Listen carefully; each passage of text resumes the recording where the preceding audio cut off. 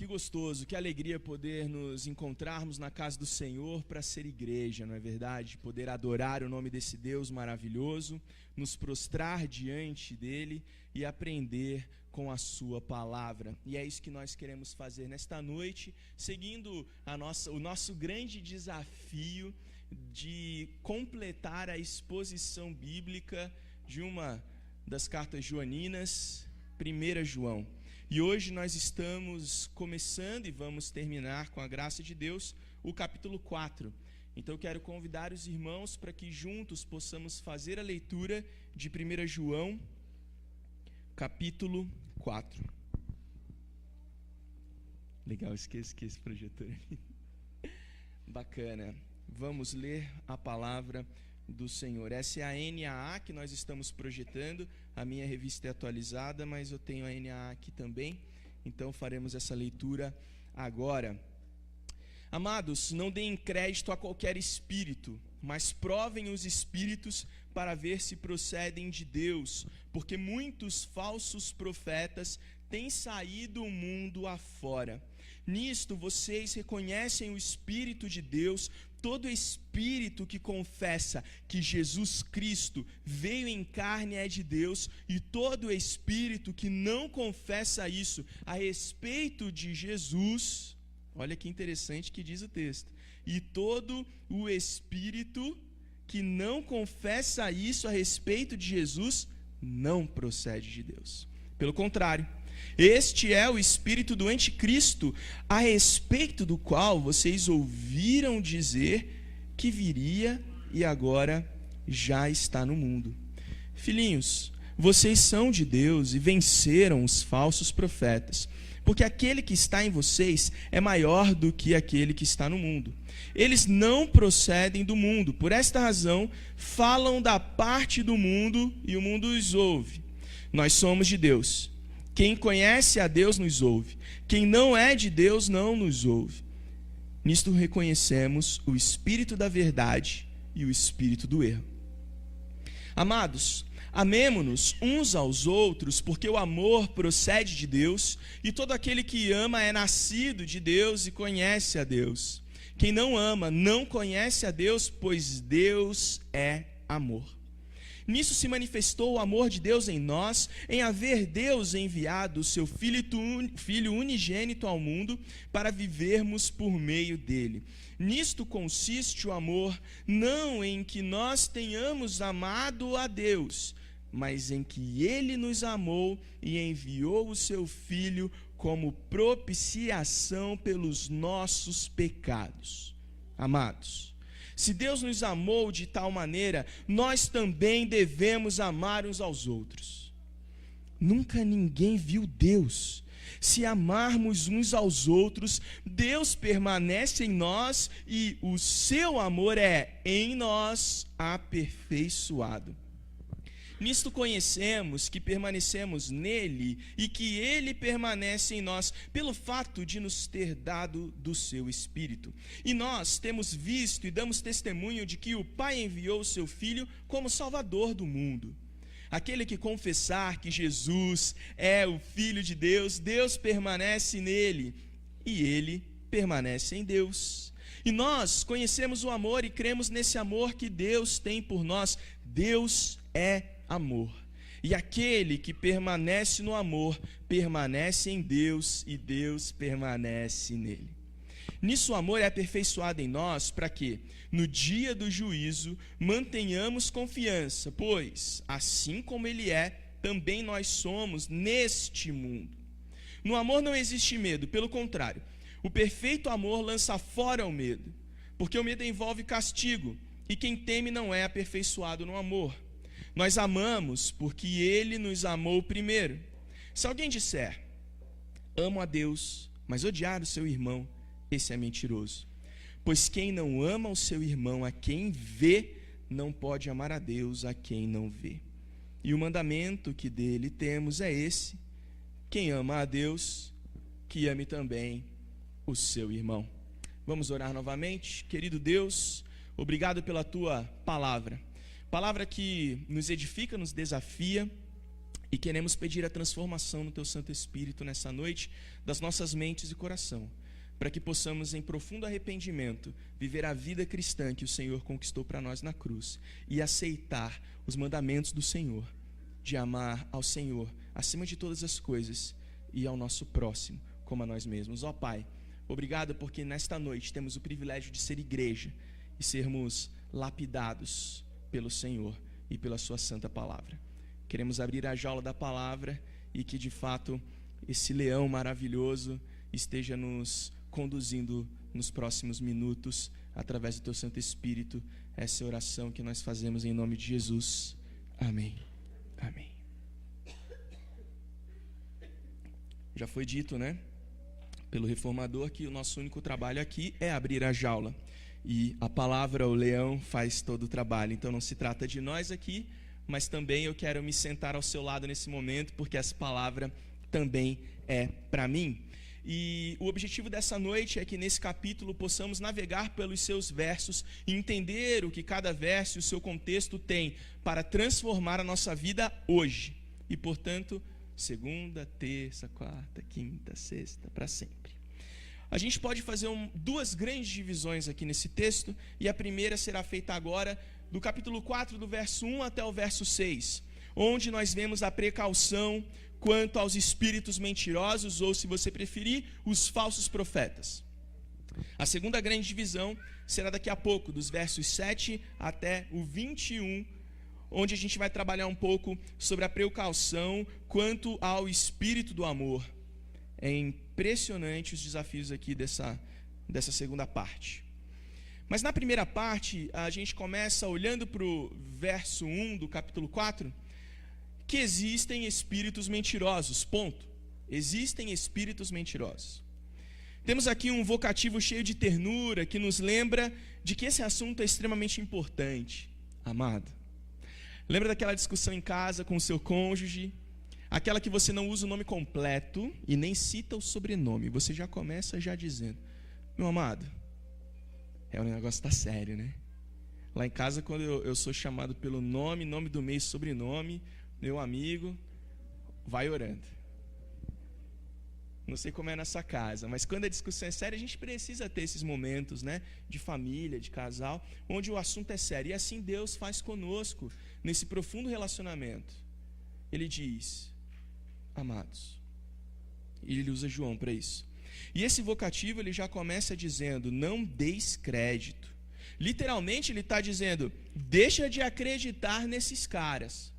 Deixa de acreditar. Esse assunto é extremamente importante. Porque logo na sequência, ele fala para a gente fazer uma coisinha. Provai os espíritos. E provando os espíritos, nós vamos entender se de fato ele é de Deus, se ele vem de Deus ou não. A palavra grega aqui utilizada, dokimatsu, para provai, significa exatamente isso: passar a prova, passar por um teste com o propósito de, no final desse teste, dizer aprovado ou não. Se você preferir, né, daqui a pouco começa a nova temporada do The Voice, viro a cadeira ou não. E vai ter gente nossa lá, hein? Em breve vocês vão saber. E aí a gente começa a entender que essa palavra, que geralmente implica em fazer um teste, em uma esperança de que a coisa experimentada, o assunto experimentado, testado, será aprovado, está aqui nesse primeiro versículo de João, capítulo 4. É interessante porque esse motivo de teste é muito simples, e o contexto que João está escrevendo nos traz isso. Existem pessoas, falsos mestres, ensinando uma falsa doutrina. E uma falsa doutrina vai levar você, vai me levar a uma falsa prática. Então, precisamos trabalhar essa dogmática, precisamos trabalhar essa doutrina, para que essa boa doutrina leve a uma boa prática. Então, em época de gripe, você se protege, você se vacina, e é isso que está acontecendo aqui a esses irmãos e a nós também. Então nós primeiro precisamos entender: existem espíritos mentirosos. E é isso que o verso 1 do capítulo 4 está nos dizendo. Porque muitos falsos profetas têm saído pelo mundo afora. Ao mesmo tempo que precisamos entender a existência desses falsos profetas, somos desafiados pelas Escrituras a examinar esses espíritos mentirosos. E do verso 2 até o verso 6, é isso que João está ensinando. No verso 2, por exemplo: se um mestre confessa que Jesus Cristo veio em carne, é um profeta verdadeiro. Lembra? O Verbo se fez carne e habitou entre nós, cheio de graça e verdade. Vimos a sua glória como no unigênito, a glória do Pai. Então, João já está trabalhando esse ensino doutrinário faz tempo.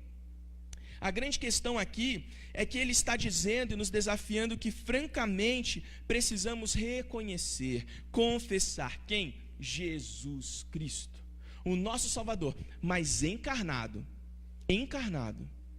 Ele veio, habitou entre nós, o Verbo. Isso, aquele mesmo, lá do Gênesis, das origens, dos começos, veio e habitou entre nós. Aquele que criou o mundo com o poder da sua palavra, como diz Hebreus capítulo 1. Já citei João capítulo 1, agora Hebreus capítulo 1. É esse mesmo. Ele veio e viveu entre nós. Aparentemente isso é um assunto muito claro para nós hoje e é tranquilo falar disso. Mas nesse momento a gente tem que entender que é um contexto onde o gnosticismo está crescendo pra caramba, está se espalhando, e essas falsas doutrinações, esses falsos mestres, eles estão ensinando coisas que não fazem sentido, que em nada refletem a palavra do nosso Deus. Eles estão dizendo que Cristo, na verdade, não é que ele encarnou, sabe? Ele tipo que encarnou, mas ele não encarnou de verdade. E eles começam a subverter os valores, e isso tem um desdobramento incrível na nossa fé. Por exemplo, se Cristo não encarnou de verdade, a cruz é uma mentira. Entende a profundidade desse ensino?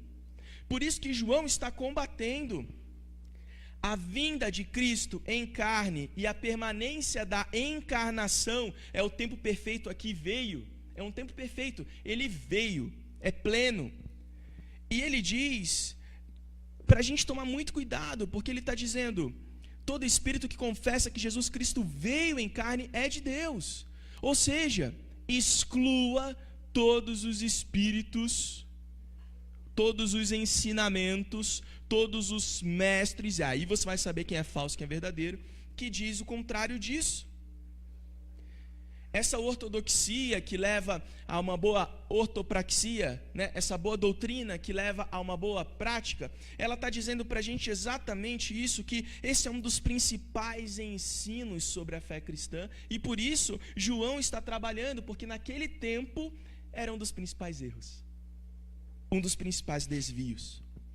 No verso 3, existe uma declaração negativa da verdade: não.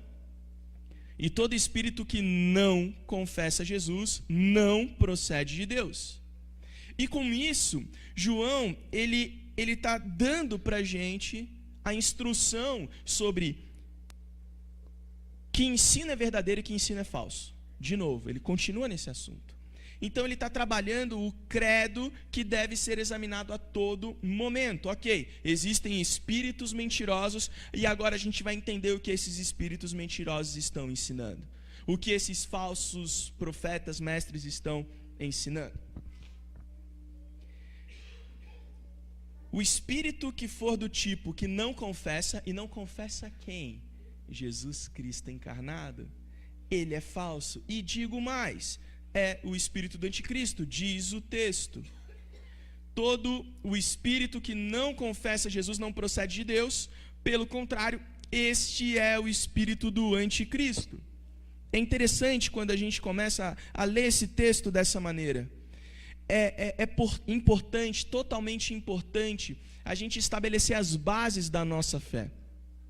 Por isso que estamos em cada culto, em cada ministração, em cada celebração, trabalhando as nossas bases de fé. para entendermos o que cremos. Estamos fazendo a leitura do breve catecismo, o maior demoraria um pouquinho mais, mas ainda assim é uma caminhada longa.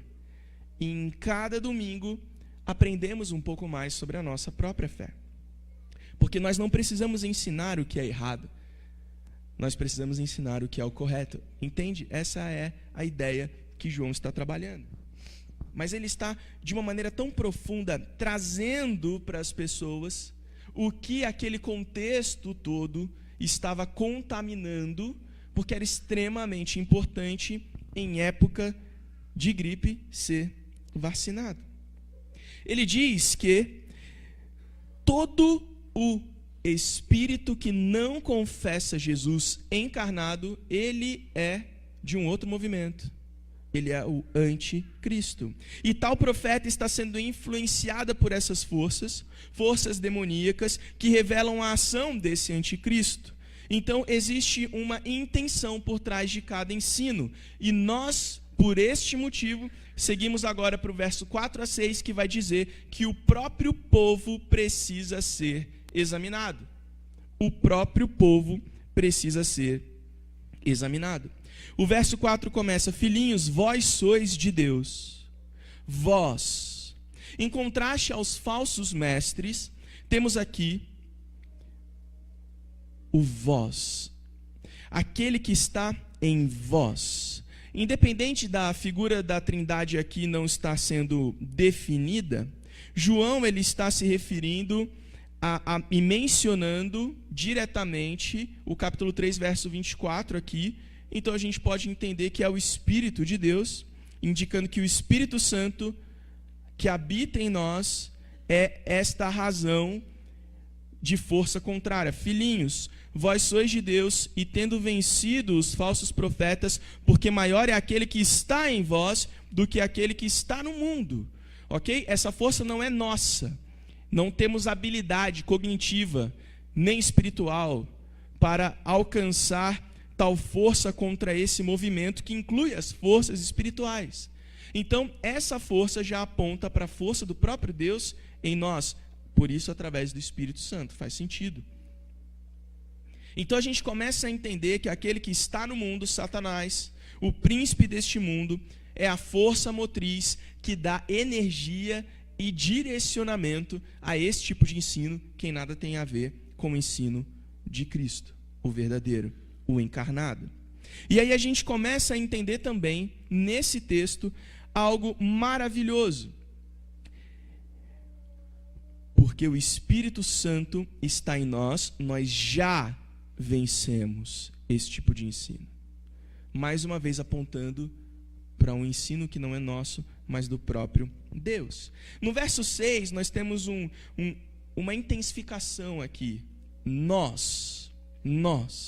Porque no verso 5 diz que os falsos profetas falam da parte do mundo, procedem do mundo, o mundo é sua fonte de linguagem e não o seu assunto, o mundo é o sistema encabeçado por Satanás, que é a fonte de toda essa heresia. Mas no verso 6, quanto a nós somos de Deus, diz o texto. Nós somos de Deus. Aquele que está se desenvolvendo no conhecimento de Deus continua a nos ouvir.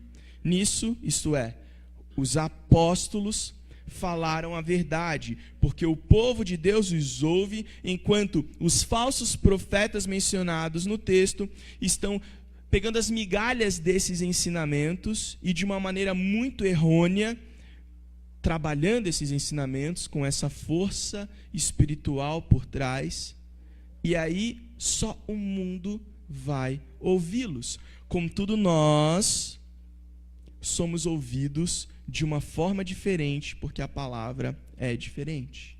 Então, com isso, a gente começa a entender essa primeira parte do texto, onde existe uma precaução quanto aos espíritos mentirosos, quanto aos falsos profetas. E a gente trabalhou do verso 1 ao 6 até aqui, onde nós examinamos os espíritos mentirosos, onde examinamos o credo, o ensino pregado e o próprio povo.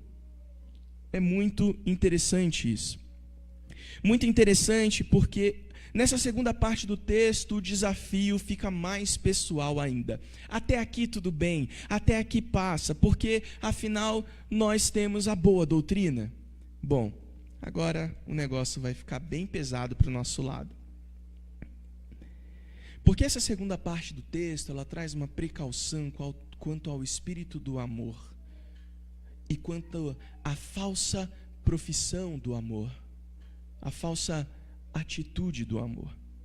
Ele traz luz a essa coisa que aparentemente fica muito distante, né? A gente fala, não, viva uma vida em amor. É muito utópico, é muito lindo, né? Aí a gente vai para casa no café e acha que vai ser como aquela propaganda de alguns anos atrás, da família Doriana, né? Da margarina, todo mundo feliz. Hoje cada um toma café num horário, a gente nem se vê direito, não é? E aí a gente fica com aquela sensação, o que está errado? E às vezes a gente vai para uma parte muito utópica, que ela não é prática, a gente não consegue viver o amor no caminho de casa. A gente fala sobre o amor na igreja, acaba o culto, você entra no carro, aí você chega em casa e descobre que nesse caminho você já esqueceu sobre o amor, na primeira fechada, às vezes na própria discussão com o cônjuge, com os filhos, né? Ele quer comer pizza e você quer fazer um caldo, né? E aí fica aquela tensão, né? Não, um caldo lindo, maravilhoso, de abóbora, recém-colhida da fazenda. Não, pai, hoje é domingo, é pizza, né? É bacon, é vida. Tô brincando. Já entendeu minha preferência, né? E é porque lá em casa hoje é isso, né? É caldo. E aí a gente tem esse fundamento do amor. O amor, ele é de Deus. Ponto. Verso 7 e verso 8. Amados, amemo-nos uns aos outros, porque o amor procede de Deus, e todo aquele que ama é nascido de Deus e conhece a Deus. Aquele que não ama não conhece a Deus, pois Deus é amor. Uau! A transição aqui parece um pouco abrupta, né? Um pouco difícil. E aí a gente vê aqui o verso 7, e eu quero citar Plummer, que ele tem um livro maravilhoso chamado As Epístolas, e aí na página 99 diz: a transição parece abrupta, como se o apóstolo tivesse acabado sumariamente com um assunto desagradável. Mas na verdade aqui é a inauguração dessa terceira sessão sobre o amor. A primeira foi lá no capítulo 2, versos 7 a 11, a segunda foi no capítulo 3, de 10 a 18, e a terceira começa agora, essa terceira sessão, onde João elimina qualquer dúvida e ele começa dizendo: o amor procede de Deus. Não é porque você é bonzinho, não é porque, enfim, convenceu seu pai, a sua mãe e compraram aquela pizza maravilhosa do Brew Brothers, aquele trailer ali no caminho. Não, não é isso. Deus é a origem. Deus é a origem. O tempo perfeito aqui é nasceu e continua sendo seu filho. É isso. Amados, amemo-nos uns aos outros, porque o amor procede de Deus, e todo aquele que ama é nascido de Deus e conhece a Deus. Todo aquele que ama nasceu de Deus e continua sendo seu filho. Filho de Deus. O verso 8, um contraponto, não ama, é um particípio presente aqui do texto, dizendo não ama habitualmente, não ama corriqueiramente, não ama de segunda a sexta, ou de segunda a segunda, melhor dizendo. Deus é amor, diz o verso 8. A terceira das grandes declarações de João aqui, quanto à natureza de Deus. Perceba que não existe um artigo aqui, Deus é o amor. O amor é outra coisa, uma música, é usado na propaganda do tempero, mas aqui é outra história. Deus não é o amor, Deus é amor. Perceba que sutilmente o uso desse artigo muda todo o sentido, porque aqui Deus é a origem, aqui Deus não é definido pelo amor, entende? Deus não é movimentado pelo amor. Deus é aquele que movimenta, Deus é aquele que define. Portanto, Deus é a definição de amor. Por isso esse paralelo claro que João estabelece entre conhecer a Deus e amar, entre ser filho de Deus e amar, entre reconhecer o bom ensino de Cristo encarnado e amar. Esse é o grande contraponto. Deus é amor. Por isso o amor é de Deus. O amor está subjugado à essência do próprio Deus.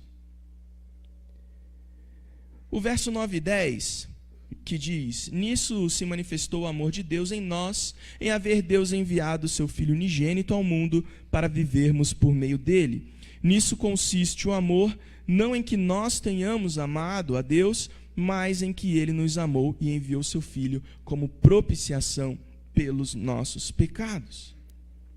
É interessante a gente entender que esse amor é muito bem definido em Cristo. O amor é de Cristo. A manifestação do amor de Deus em nós está na oferta do seu Filho encarnado, do seu único Filho, do seu Filho unigênito.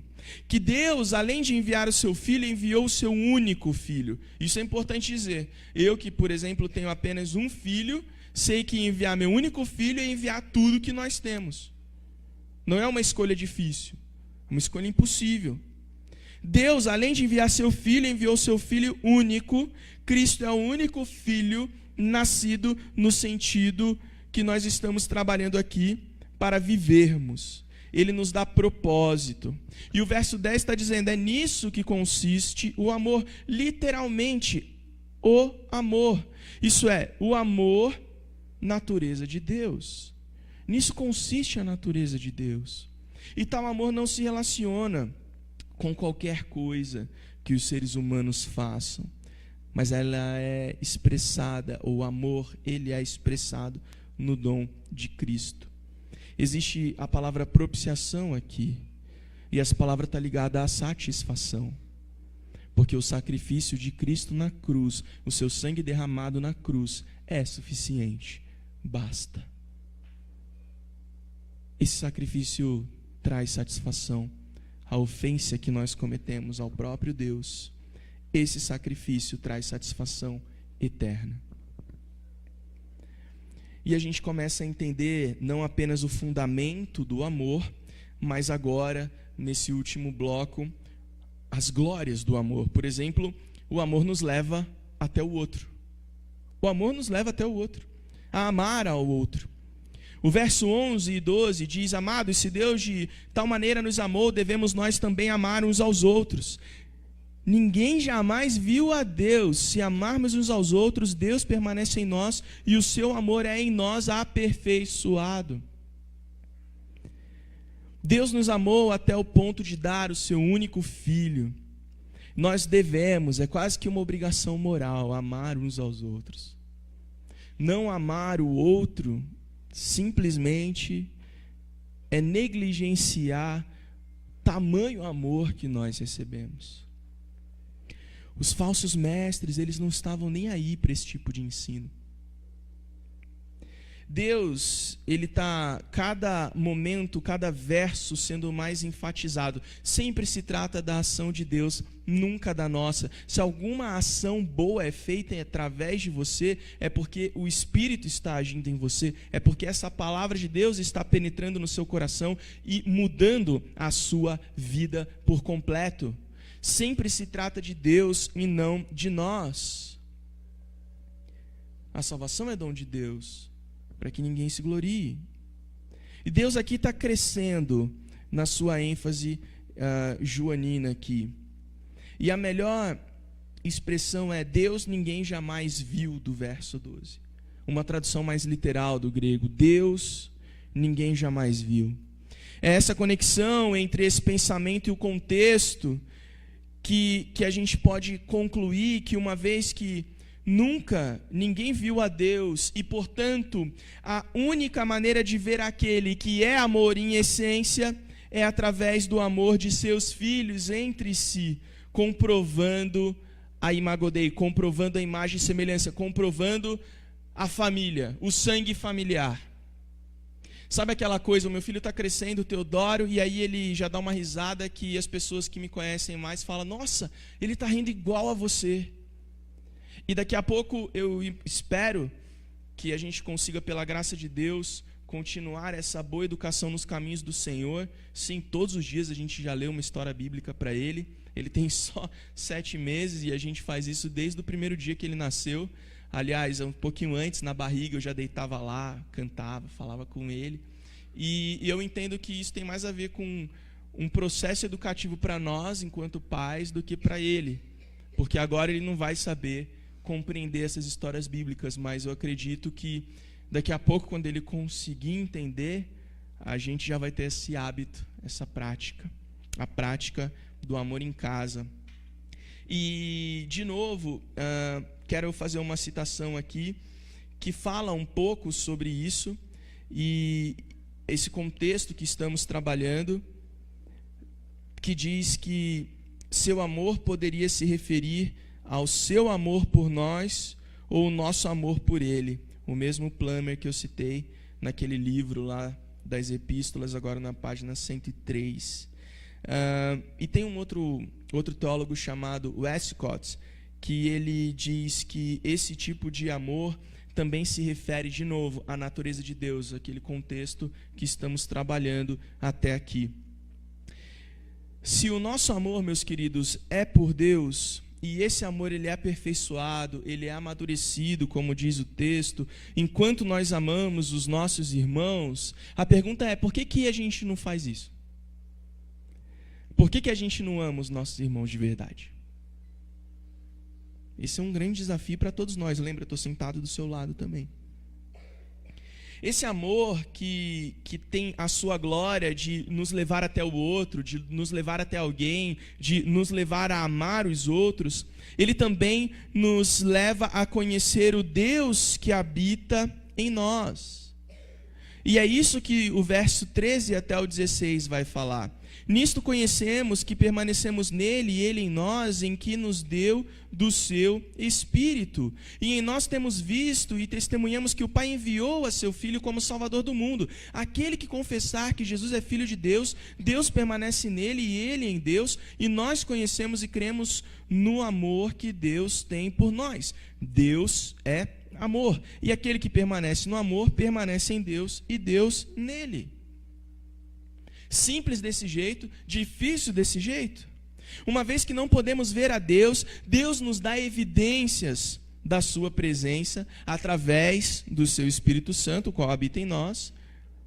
Mas é importante dizer que existe um processo claro onde o amor se torna, como diz no verso 16, uma força trabalhando em nós.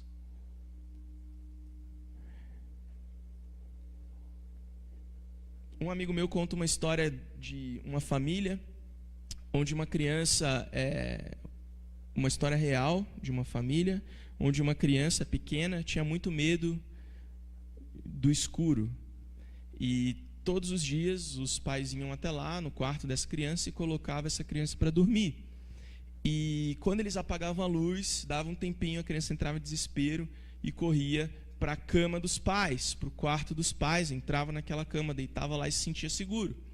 E aí, uma certa noite, o pai decidiu que aquela criança, em uma medida educativa, ela dormiria na sua cama sozinha e venceria o medo daquele escuro.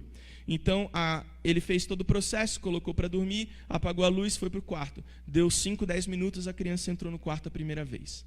Ele pegou ela no colo, levou até seu quarto, fez todo o processo, falou, fica tranquila, Deus está com você, vamos orar, vamos pedir para Deus te ajudar a vencer esse medo. Apagou a luz, foi para o quarto, deu 5 ou 10 minutos novamente, a criança saiu correndo para o seu quarto pela segunda vez. E aí aquele pai, muito paciente, mas quase perdendo a paciência, pegou a criança, levou para o seu quarto, fez todo o processo, orou mais uma vez, explicou, conversou, apagou a luz, foi para o seu quarto, deu 5 ou 10 minutos, a criança voltou pela terceira vez para sua cama. O pai meio sem paciência já, sim, somos desse jeito, ele virou e disse, filho, você precisa perder esse medo e você precisa confiar que Deus está com você.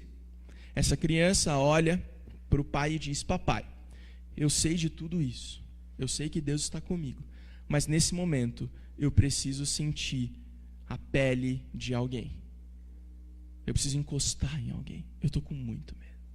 E eu sei que Deus vai me proteger quando eu estiver encostado em alguém. Eu sei que eu não estarei sozinho.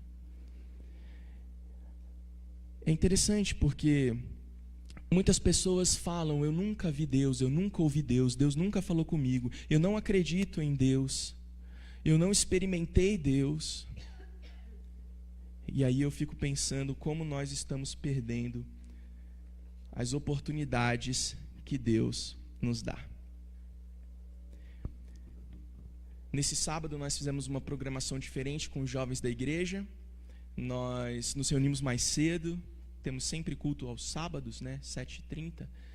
E aí nós nos reunimos mais cedo, toda a diretoria se juntou, servimos os jovens da igreja fazendo hambúrguer. Aliás, que hambúrguer incrível. Fizemos do zero, comprando carne moída e fazendo todo o processo. O blend secreto, a mistura da carne, a gente não pode revelar, mas a gente pode dizer que ficou muito bom. E a gente viu um jogo que eu nem lembro de quem, mas depois eu descobri que realmente era Bélgica e Inglaterra e que a Bélgica ganhou. Mas a gente não estava nem aí com a Copa, a gente queria estar junto. Depois desse período, como a noite estava livre, eu fui com a minha esposa para assistir um musical. E aí a gente foi assistir um musical da Pequena Sereia. Super cristão, né? A gente estava lá, é uma brincadeira, tá? Só para descontrair assim. Mas a gente estava lá assistindo a Pequena Sereia, e aí no final eu peguei o carro no estacionamento e vim embora. Quando eu estou dirigindo, eu olho lá no carro, né? Na hora eu pensei, é um panfleto, cara, porque ninguém ia deixar R$100 aqui no meu banco, né? Podiam levar, mas deixar é meio difícil. E aí eu falei, bom, deve ser alguma propaganda de alguma coisa, eu vou dar uma olhadinha. E literalmente, quando eu virei, era realmente um folheto evangelístico. E tinha aqui o plano da salvação, dizendo, o dinheiro compra tudo. E aí começa então a trabalhar um texto bíblico, e no final aqui tem um apelo dizendo: você gostaria de aceitar Jesus Cristo como seu salvador pessoal? E aí eu fiquei pensando nisso a noite inteira, porque provavelmente a empresa terceirizada, contratada para fazer o valet daquele teatro, ela não podia fazer uma coisa dessa, mas algum funcionário que estava manobrando o carro a noite inteira, que estava lidando com pessoas mal educadas, pessoas que estavam atrasadas e, portanto, nem olhavam na cara deles. Uma pessoa entendeu que Deus deu aquela oportunidade para ela fazer diferença na vida das pessoas enquanto fazia o seu bom trabalho. E estava colocando nos carros que essa pessoa manobrava esse folheto. O que você tem feito para viver o amor? O que você tem feito para revelar o amor de Cristo? O verso 17 diz que Deus dá ousadia no dia do juízo, porque o amor, ele faz isso aqui. Nisso é em nós aperfeiçoado o amor, para que no dia do juízo mantenhamos confiança, pois segundo ele, também nós somos neste mundo. Também nós somos neste mundo, não deste mundo, mas estamos neste mundo. É interessante que o cristão que tem o perfeito amor de Deus em sua vida terrena está preparado, está pronto para enfrentar o tribunal de Cristo sem nenhuma vergonha, sem passar por nenhum vexame. E tal segurança não é uma presunção, mas é uma confiança pela fé na obra de Deus. E o impacto que o outro mundo tem neste mundo é gigantesco, porque essa base para a ousadia é a nossa atual semelhança com Cristo nessa vida. E por isso nós podemos viver uma vida em amor, porque Deus é amor. E aí sim entra o verso 18, que diz que no amor não tem medo. Pelo contrário, o amor perfeito lança fora o medo. Aquela criança com certeza ainda não estava experimentando o amor perfeito. E é esse amor que nós devemos entender que temos da parte de Deus, e é esse amor que nós devemos viver. Uma vez que o amor busca o mais alto bem para o outro, o medo faz você se esquivar, desviar do outro. Então o amor lança fora esse medo. E para encerrarmos esta noite, do verso 19 ao 21 diz: nós amamos porque Ele nos amou primeiro. Se alguém disser amo a Deus e odiar o seu irmão é mentiroso, pois aquele que não ama seu irmão, a quem vê, não pode amar a Deus, a quem não vê. Ora, temos da parte dele este mandamento, que aquele que ama a Deus, ame também o seu irmão. Ame também o seu irmão. Então eu quero encerrar essa pregação dizendo: vamos amar, porque ele nos amou primeiro. Ponto. Se você não tinha nenhuma motivação para amar as pessoas, está aqui, ó, o amor que você recebeu do próprio Deus.